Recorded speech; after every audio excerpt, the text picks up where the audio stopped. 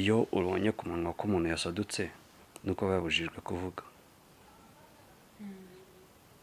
kugira ngo adasakuza. Iyo ubonye kandi yakubiswe hano nuko yaragamije kwicwa. Hano se simukica, natse imodoka ndaza ndaparika, byakurikiyeho nyuma nyine nanjye ubwo nasanze meze gutya.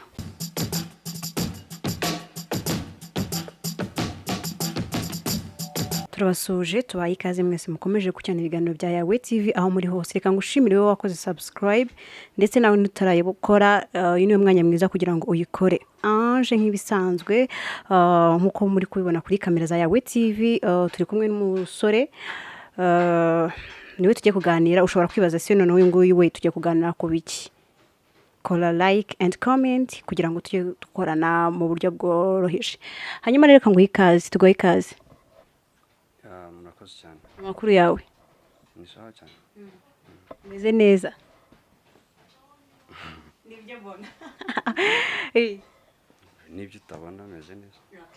Hanyuma rero ugiye gutangira wibwira abakunze ba Yawe TV cyane cyane abari kureba kino kiganiro.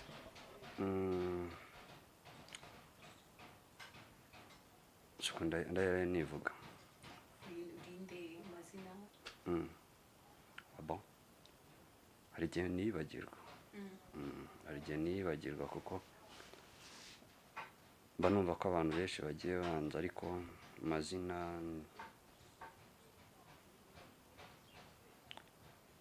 Tuyisenge Jean Claude Crizo Sogokuru, CEO Reba Plus, CEO wa Uber, MD wa Impano Eco Limited. Ubwo dukoresha irihe muri ayo yose? Ni irihe rikubangukira? Sogokuru nibyo. Okay, exactly. Reka dukoreshe Sogokuru. Hanyuma Sogokuru twagusuye nk'abantu bari kureba kino kiganiro kwita bibaza si uramuhungu ko bamusuye afite ibiguma, afite iki, se yabaye iki. By the way, nicyo tugiye kuganira mu kiganiro cyacu, ese koko wabaye iki? Bo cyo nabaye cyo buriya kiragaragara, narakomeretse. Byagenze gute se bro? Gukomereka se ntubizi, ni ugukomereka nyine. Byatewe n'iki nyine? Ushobora kuba warakomeretse, waritemye, wenda wagize impanuka, byagenze gute?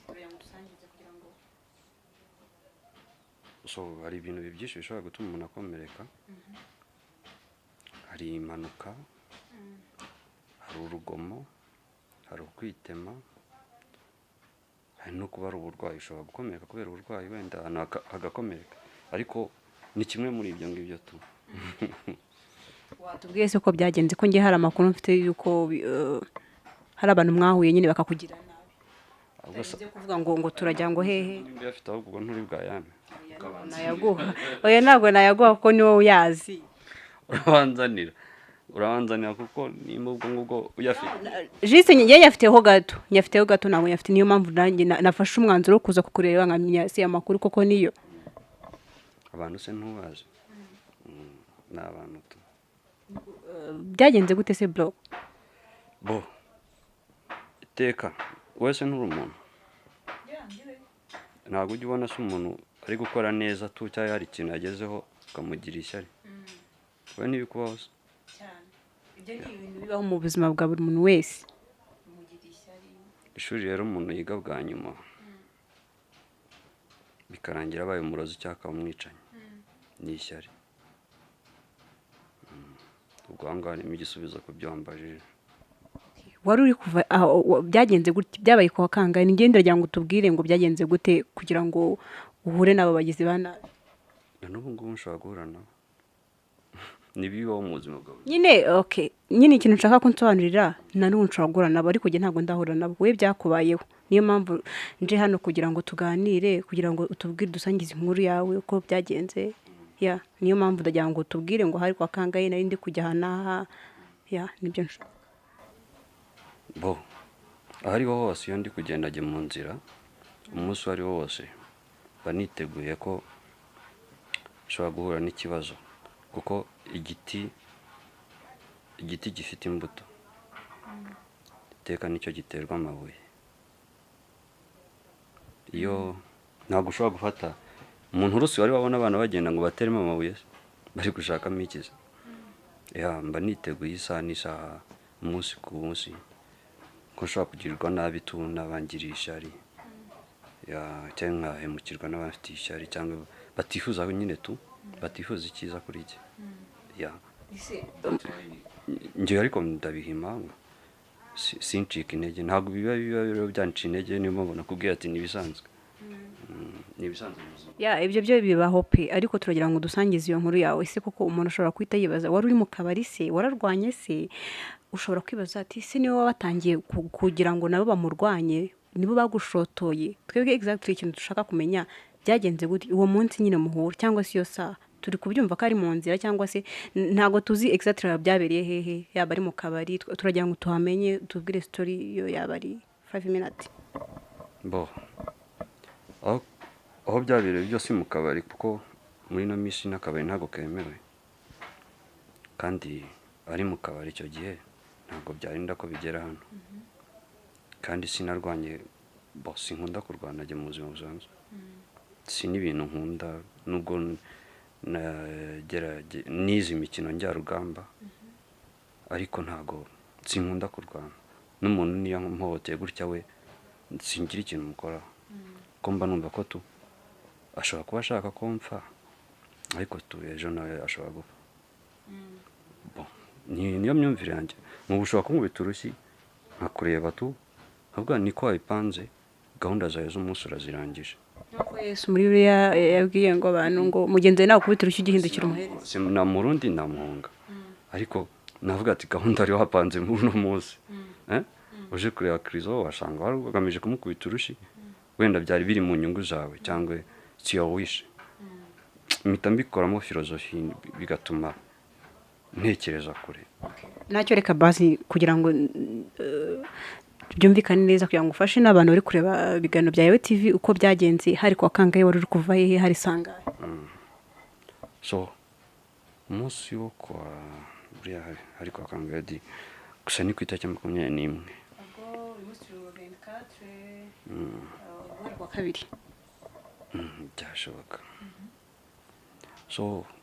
Kwa kabiri, kwa gatatu ndakeka, mu ijoro ryaho hari mu masaa 3:45 na 50. Nari mvuye mu rugo nka saa 12, nca ku kazi kujya gufata disque byanze kweditinga filime turi gukora, filime iryoshye by the way, iryoshye byatari, ku buryo ushobora gusanga nayo ugasanga iri muri bimwe mu byo ngomba no kuzira, ku buryo buri wese yakwifuza ko nicwa. Natse imodoka ndaza ndaparika, byakurikiyeho nyuma nyine nanjye ubwo nasanze meze gutya. Wari uri hafi no mu rugo cyangwa wenda wari ukiri kuparika imodoka hafi? Yavuze yuko abo bantu bari bagupangiye, ntabwo ari bya bintu byo kuvuga ngo ni abajura barashaka gutwara iki n'iki, ni abantu basa nk'abari bagupangiye. Ikintu njye nkunda kuvuga, ibi si ubwa mbere bibaho, cyane kuri jyewe. Hari igihe mu buzima umuntu abaho, sibyo, akabana n'abantu, akabana n'inshuti, akabana n'abavandimwe, akabana n'ibisambo n'abanzi.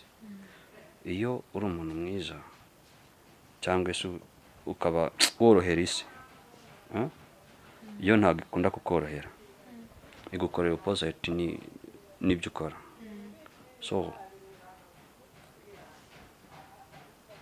Hari igihe rero ushobora gusanga nko mu bantu hataba mukorana, abo mugira ute. Ni nacyo ngiye kujya mbwira abantu, even n'umwana wawe isaha n'isaha ushaka kuguhemukira akakugirira nabi. Yaba iri muri icyo cyiciro, kubera ikintu gito gusa yabonye wenda uri gukora ikintu iki n'iki, ni kimwe natangira nkubwira ngo byose bikubiye ku ishyari, bikubiye kandi njye iyo byabaye nka gutya ni script burya mba nanungutse muri filime Hanyuma- nta nubwo mba nabiga burya nta n'ikibazo mufite hanyuma rero ni script nziza baba bampaye okay, uvuye mu modoka ubonye abantu baragufashe, nta muntu n'umwe waba warabonye cyangwa se waragira ubuntu bwo kubona, kuko icyo ari igihe ubabona cyangwa se ntubone n'amahirwe yo kubabona mu maso bipfutse bagerageje kwirinda kugira ngo utababona, icyo gihe nta muntu n'umwe waba warabonye uzimo. ubushinjacyaha nibwo bukwiye kubikurikirana. Barabonetse abantu se buri munsi z'abantu simbabona abantu urabona njye oya umva ikibazo cyanjye abantu ndababona urabona icyo gihe abo bantu baba barakwatatse hari ukuntu ushobora kwitabara ukahita ubona nk'umuntu uzi mushobora kuba nk'uko wabivuze mu nshuti zawe mu muryango nta muntu n'umwe waba warabashije kubona ibyo ngo uvuge ngo uyu muntu wenda aba iruhande rwanjye cyangwa se akunda ni inshuti yanjye. hari umutipe bita Bulldog uramuzi? Bulldog ya umuhanzi burya nkunda amasirenge yiwe ahantu yaririmbye ndi mu banzi barimo mbazi barimo abaswa kandi abaswa ni nk'abasazi barimo se yari arimo se uwo muntu ubwo nawe wasobanura cyangwa se reka nkubaze wakurikiranye yawe TV ndi mu banzi barimo mbazi buri munsi tu aho ngenda mbona abanzi gusa nge icyiza kibaho ngihumeka mbona umwanzi wanjye kuko ubuzima bugikomeza bimbera byiza kuko bituma umenya uko nitwara zibanjye ndinde ko abantu hari ubuzima nkiriho nkomeze mpumeke even na za nshuti zishobora kuba zinyihishemo zingaragariza zinkoreye ikimenyetso kinyereka ko atari inshuti bituma Imana nindi abanzi banjye iyo maze kubamenya kubifasha byashoboka ariko inshuti zawe ntabwo byakunda. Hanyuma rero uvuye mu modoka baragufashe tubwira uko byagenze nyuma bitabaye ute byagenze bite se bari bangahe wabarwanyije ute? Ubusurana naritabaye ntabwo nabarwanyije bagamije. Hanyuma rero ubona bari bafite papasi yo kukwica se cyangwa wabonaga ari gushaka kukubita bakigenda? Iyo ubonye ku munwa ko umuntu yasadutse nuko babujijwe kuvuga kugira ngo adasakuza. Iyo ubonye kandi yakubiswe hano nuko yaragamije kwicwa.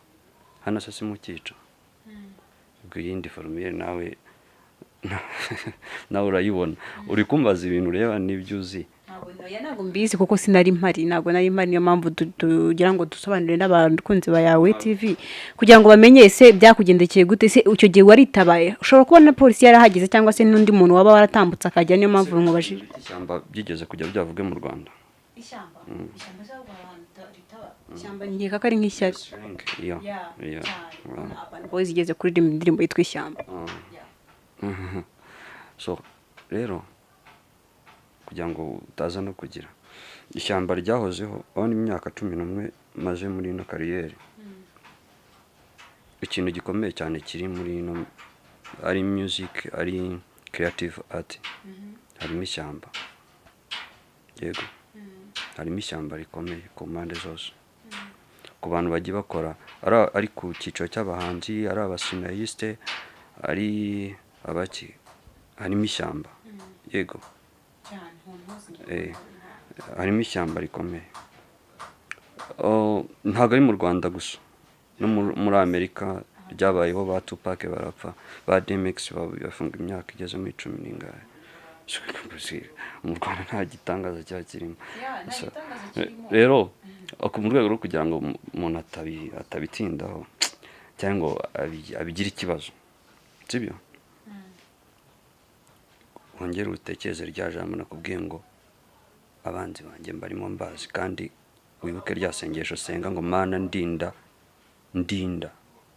urumva mfasha kurwanya inshuti zanjye n'abanzi banjye banda bishoboreye bihorere.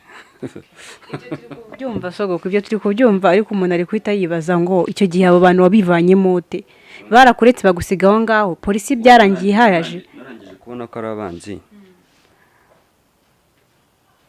kubarwanya hari uburyo bwishaga bwo kurwanya umuntu uko atatse, harimo gutabaza, kuvuza induru, harimo kwirwanaho, kwitabara, harimo kubona ko bageze ku cyo bashakaga bakagenda, harimo wowe ubwawe kugerageza ugakoresha intege karemano zose zishoboka kugira ngo wirwaneho. wakoresheje izi waratabaje ko watubwiye ko n'ubundi bari bagupfutse umunwa warabarwanyije icyo gihe ko wari utubwiye ko wari uparitse imodoka ugiye kuza mu rugo, hari umuntu waba warasohotse mu rugo akabona ko bari kukurwanya akaza kugutabara? bo hakoreshejwe kwirwanaho mu buryo bwose bushoboka umuntu uri gupfa, so umuntu wese uri gupfa cyangwa uri kwicwa, uri kwamburwa ubuzima, aba agomba, burya niyo rwaba ari uruhinja rw'imyaka 5 ruba rugomba gutabaza. Inyamaswa zose z'inyamabere zigira ikintu cy'urusaku mu gihe cyo kurwana cyangwa zihuye n'ikibazo. Burya ari inka, ari iki, byose irataka. Inyamaswa zose z'inyamabere niko zikoze. So gutaka ntibyaba byarabayemo kuko ntabwo bari kunyica nk'intama, kandi nayo burya itera imigeri. Naratatse hanyuma ngerageza no kugumana umwe kugira ngo abe ikimenyetso. Abashinzwe umutekano baturutse kure nubwo byamaze igihe, byamaze hafi isaha, numva nari nahangirikiye ariko hatabara Imana. Burya ntabwo umuntu se avuga ko natabaye gute cyangwa abo batabaye gute. Ese bari bangahe? Gusa umubare w'abantu bari kugukubita wabara nk'umuntu wirwanya uri kubona abantu wabonye ari nk'abangahe? Icyo nzi cyo ni abantu kandi icyo numvaga bavuga cyo cyari kirimo ishyari gusa. Bakubwira n'icyo bakuziza? Ariko ni amashyari n'inzangano zo mu bantu. Inzangano zo mu bantu ni ibibazo biri mu bantu, biri mu masosiyete, ni ibibazo biri ku bantu babona mugenzi wawe yakoze iki ngiki cyangwa mugenzi wawe bigenze gutya. Ariko ntabwo ari ibya mbere ku isi, ntabwo ari ubwa mbere. Gahini nishe Abeli. Hanyuma se ni ubwa mbere byari bikubayeho wowe ku buryo abantu bagutega cyangwa se? Ndakubwiza usibye nanjye ngerega ndi muto ku isi, nese ugira ngo naguhereye kera. Gahini nishe Abeli bapfaga ikiza n'amashyari n'inzangano n'umutima mubi w'abantu, nta kindi kintu mupfa. Ni ubwa mbere byari bikubayeho se cyangwa ni ubwa kabiri? Si n'ubwa kabiri, si n'ubwa nyuma, ndacyabyiteguye, ndacyanabitegereje ko bizakomeza kumbaho. Byambayeho n'ikindi gihe bimbaho, n'ikindi gihe bizakomeza bimbeho. Keretse isi nirangira, isi ntabwo ibyo bintu bizashiraho. Niyo nicyo nakubwiye ko ntabwo ndi end. Icyo gihe ribu nayo yabura akazi. Ribu yabura akazi, abantu nk'abo batariho. Ntabwo ari igihe wa nyuma, si nanjye wa mbere, nk'uko nanjye atari ubwa mbere. Gusa wowe wavuga ko mu myaka 20 n'ingahe ngize yose igiye gukabakaba hafi 30 iraburaho imyaka ingahe, urumva bwaba ari ubwa mbere memukiwe cyangwa ngiriwe nabi? Ubwo se nabaga mu gisabo, mu gisabo gute? Abantu nabo barabizi arega, abantu bazi ukuntu isi nyine imeze. Isi ifite ibibazo byinshi tu uyigendaho. Gusa buri wese inama, hari indirimbo mu minsi yashize nakoze bita Mana Nziza y'agapeti gatoya tu k'imyaka 17. Ofete namwandikiye script hadaciye ibyumweru 2 abantu baze kuyireba, irankurikirana bambamba ku musaraba Babylon. Bafite mindset nyine ipfuye kwa. Iyo ndirimbo yo iri harimo, uze kuyireba ndayigutuye. dusangizeho ukuntu uze kugira ngo n'abandi bantu baze kuza kujya kureba. ako kana gafite imyaka 14 bakita Bria ni akaraperi. So namwandikiye script njye numvaga nyine ngomba gukora challenge mu Rwanda. So nkahindura icyo abaraperi bajyaga bashaka gukora. Nfata ona ko Yesu kunikorera umusaraba yaratwawe na ziyangabo zarindaga kwa Pilate no kwa Herode gutyo. Njyewe nafashe uwo mwana mwambika ubusa hejuru yambara n'ipantaro nyine like soldier. So nyine mpindura look nk'iyari iri muri Bible, nk'iriyetinga ikindi kintu gisha ayikorera umusaraba. Noneho haje abandi bantu bafite inkota icyuma bari kumukubita. Yagendaga atwaye umusaraba ari kugenda ava amaraso, ari kugenda arapa. So aho naho ageza nkamwerekana asa nk'ari mu irimbo ukuntu, ariko hari abapfu bapfuye kare ageramo bambaye ibintu by'imyeru.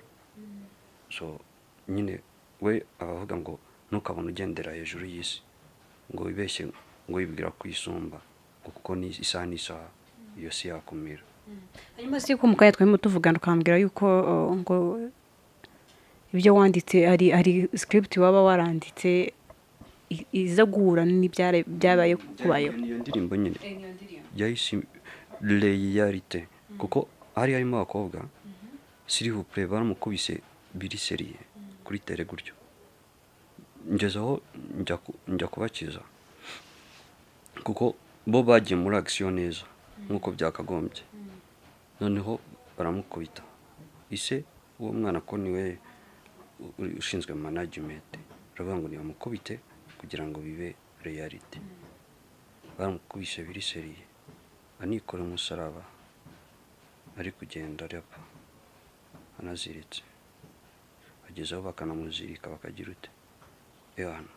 Nanjye ubwo bufindo bwose nibwo nakorewe hadaciye ibyumweru 2 kandi indirimbo ari yayikoze yari wanditse buri kimwe cyose. So nawe nari ndi kwihanurira njye nicyo nabanje buriya bari abapasiteri bajya bavuga ngo barahanura, nanjye buri wasanga mpanura ko nari ndi kwihanura ibigiye ku umuhanuzi nawe wihanurira nawe wamenye wasanga uri apotre cyangwa se ahubwo ngiye kuzashaka neza bitekerezo neza ntangire kureba wasanga mpanura. uravuze ngo baramubambye bijya kumera nk'ibyakubayeho mu byakubayeho ejo ndi kuri le 23 baba barakubambye se cyangwa birenze kumbamba karabago mu bantu bashaka kukwica inshuti zawe. ese cyangwa wakitwa n'abantu batari inshuti zawe witwa n'abantu bakuzi. Abo bantu bose baba barashatse kujya nabi baba barafashwe cyangwa hari umuntu wacitse muri bo? Inzego z'umutekano nizo zifite gukurikirana. Nge ibyo nakorewe n'ibyambayeho sifite icyo kubikoraho no kubivugaho, kuko iyo nza kugira icyo mbikoraho ko nanjye bari gusanga hari umwe nakomerekeje cyangwa nagize uko mbigenza. Ariko igihugu gifite ubutabera, so hagomba gukora ubutabera kugira ngo abiryozwe agira ute, hanyuma na bera urugero. So kumufata si cyo kikiri ngombwa, ahubwo kureba nitukarebe igitera gusa ngo tuba ari we dufata, tujye twita ku kintu cyabimuteye. So ushobora gusanga ari ryashyari wabikemura gute? Nyine wabikemura gute? abanyeshyari bose nkababona Nakubona gute kuvuze ngo ntago ngo twakwita ngo kuri turebe ikibamuteye none kandi twebwe twanze we wavuga ko ari ishyari. Iryo shyari ryo uzarimanajinga gute kugira ngo abantu so nicyo nakomeje kukubwira ngo Mana nyereka iki Mana nyereka bari mu nshuti zanjye, sibyo ni isengesho ryanjye, kandi mbabarire undinde inshuti zanjye n'abanzi banjye namaze kubamenya aho mba mbishobore menya uko mbitwaraho, menya uko mbirinda, menya uko nimba mpagaze, nimba nanageze muri ako gace nkabona ko harimo ibibazo, nta kintu mba nkibaye. Ariko ahantu ntakekaga numva ko hameze neza, nkirara, niho mpurira n'ibibazo. So rero ikijyanye n'abanzi banjye byo kuvuga ngo ni umunyeshyari, Imana ijya ibimfasha, iba ariyo ivuga ati uyu muntu afite ishyari runaka, reka mumwereke muri ubu buryo. So ati ni ikimenyetso iba yankoreye ikandindira ubuzima, igahita inyereka ati atasiyo. Okay, turi kugana ku musozo wacu rero, gira icyo ubwira abantu, gira icyo usoza ubwira abantu. Icyo nabwira abantu, yego, ni ikintu gikomeye kandi kiremereye. Ibintu byose ducamo ku isi by'ibibazo, ibintu ducamo by'ibibazo kandi bikomeye, nibyo biryoshye isi. Sinzi mbi iryo jambo ryumva. So ku isi hatariho abanzi, hatariho abanyeshyari, hatariho abanyabibazo, hatariho tukugambanirana, hatarimo ibihemu ngo ugende ubicika ubishime hejuru ko ugikomeje ubuzima, ntabwo isi yaryoha. Mwese mudamaraye muri mu mahoro, ntabwo isi yaryoha. Ibyo bintu nibyo biryoshye isi. Ariko nanone nkavuga ati nimba wifuriza ikibi mugenzi wawe, ibuka kuri ku isi nta n'umwe uzamara imyaka 200. So ejo urapfa nawe nk'uko ushaka ko yapfa. Dati wawe ushatse wabana na mugenzi wawe mu mahoro ugatuza. Kandi ikindi mpaye avantage ku muntu wese wifuza kungirira nabi, nta kintu njya mbakoraho, bakomeze baze mbamenye. Imana nimba aricyo yangeneye, umwungira ishyamba ngo ari gukora, mubo dukora ibintu bimwe, mubo tugira ute, ugasanga yangira ishyamba ngo ndi gukora ndi kugira ute, nakomeza aringirire. Ibyo biri kuma avantage yo gukomeza gukora cyane, kuko ndi kubona ko nabaye igiti giterwamo amabuye, cya giti cyeza imbuto. Nicyo numva nabwira abantu. Wakoze kubana natwe Sogoko. Urakoze cyane nawe.